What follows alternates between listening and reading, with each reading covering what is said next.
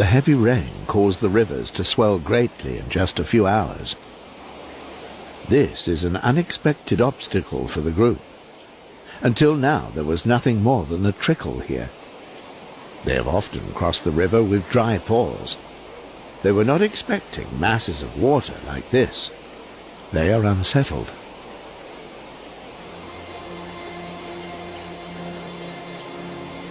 They don't know what lurks in the raging river, but they have to reach the other side to move on.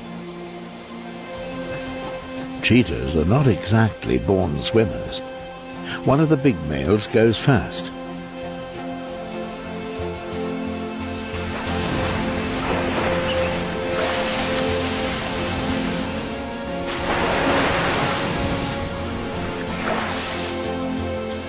The others follow.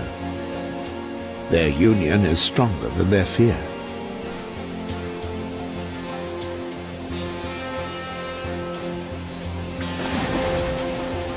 The last one makes it too, more or less dry, to the other side.